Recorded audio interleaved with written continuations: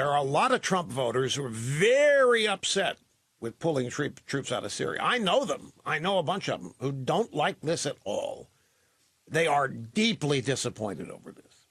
There are other Trump voters who think that this is another promise kept to get us out of hellholes in the world where nothing ever changes, nothing ever benefits us, that we expose our best and costliest treasure, blood, material for no apparent aim.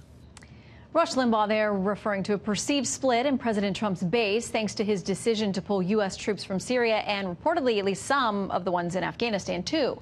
Rush and others believe the split could pose a serious problem for the president.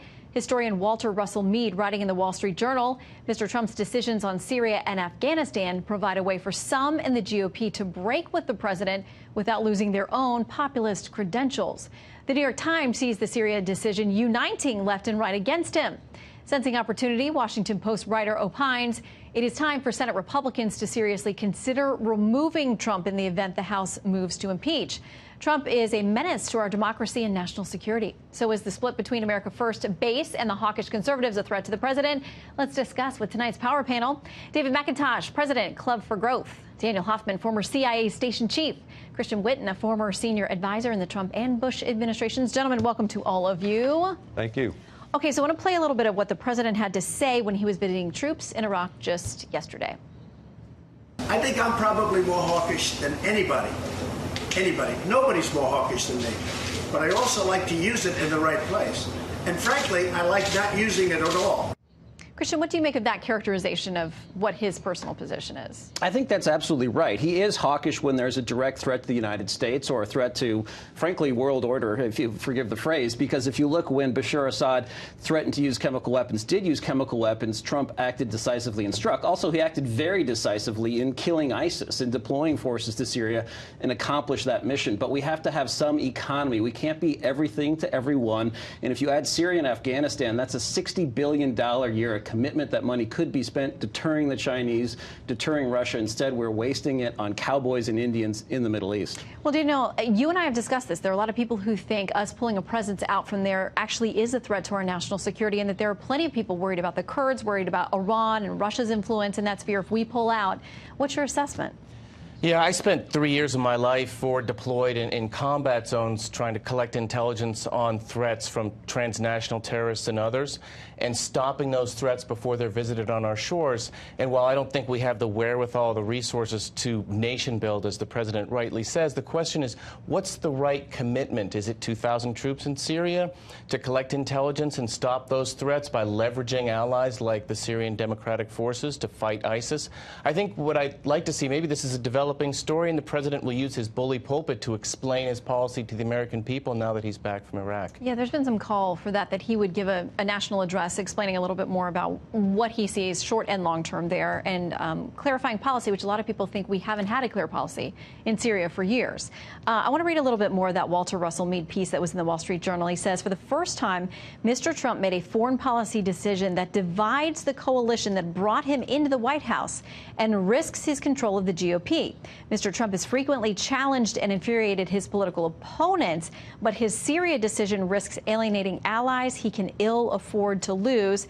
Here's Rush Limbaugh reacting to that piece. This old global liberal order is rearing its head here. Everybody thinks that Trump is following through on a campaign promise: get out of Syria, get out of all these entanglements, which to a certain faction of his base he is. But the point in this column is there's others in his base that don't like this at all. All right, David, where is he with the base? Yeah, Shannon, and at the club, we don't take a position on the policy, so I'll defer to Christian and Daniel on that. But on the politics, I think the president will have his base with him. In part, there hasn't been a moral case made for why we're in Syria. Daniel makes a very good argument that we're fighting ISIS, and people will support that. But I think 80–90% of the Republican voters want the president to succeed, and they want Republicans in Washington to support him. And so when he makes the decision, time to leave Syria, they're going to be inclined to support him. So I don't see this big divide. There is a part of the base that wants us to be strong militarily. That's correctly described in the Wall Street Journal. But they're more concerned about taking on China and Russia if they're aggressive in Europe. So I think the president will be fine politically on this. What he is disturbed is kind of the Washington elite. And he's never really been comfortable with them, and they're not comfortable with him. That's for sure. On both counts. Christian, I think it was a piece you had written this week that was very interesting, talking about the president sees the value in using our economic strengths and leveraging those kinds of things on trade and those kinds of policies just as much as using our military. And that, I think one of your lines was banks versus bombs. I mean, he sees the way to use them both and not just solely focus on military incursions. Yeah, I think the president looks at statecraft more on a spectrum. It's not just economics is one thing and war is another, or the military is another. So when it comes to setting back China, it's not just a bigger military budget, which the president has achieved, $717 billion in this fiscal year, although that might be a high watermark with Nancy Pelosi coming in on the House, but other issues like trade and using that to get better deals from not just our adversaries, but also our allies, many of whom have been taking advantage of it.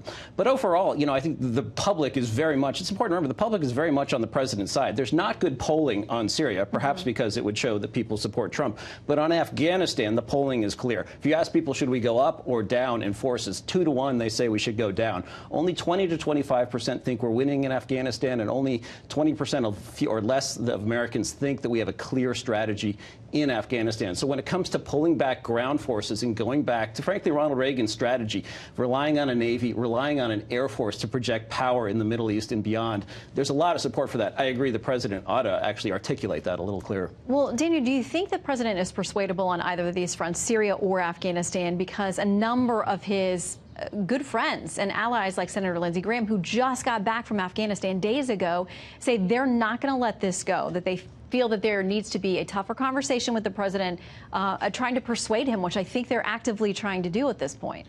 Yeah, I mean, the president swiveled in a different direction back in August of 2017 when he made that speech about Afghanistan and decided to commit our troops, even though that was counter to what he said during the campaign. I will say that the fight against the terrorists in South Asia and in the Middle East, I can say from my experience, it's really human-based. It's our JSOC guys and intelligence, and it's hard to do it just from the air.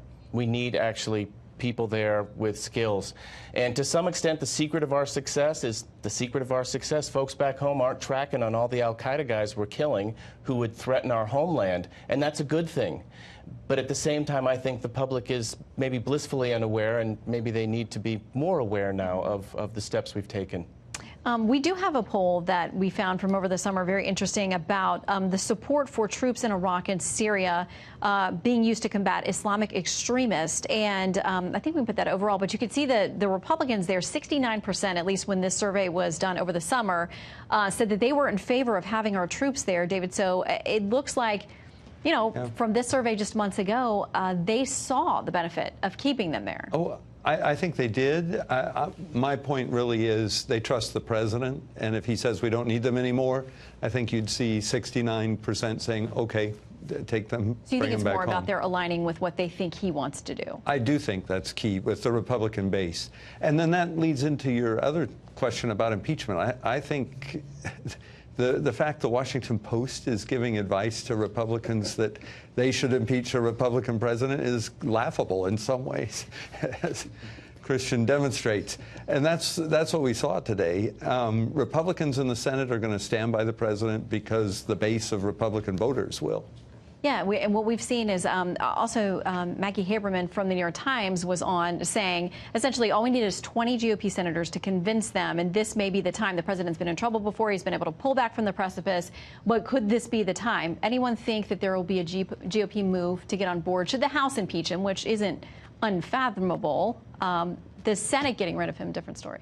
Well, look at, Maggie Haberman is supposedly a journalist, and here she is trying to, run a political campaign to get people to impeach Donald Trump, who hasn't actually committed a crime or even been accused coherently of a crime or convicted by the House of Representatives. Really is the fake media on overdrive. It's fairly stunning. Daniel? I'll wade into that political discussion. That President Obama was arguably guilty of a far greater dereliction of duty when he withdrew our troops from Iraq, and that enabled the growth of ISIS in Iraq. And then by not interfering or not intervening in Syria, created the conditions there for ISIS to grow as well.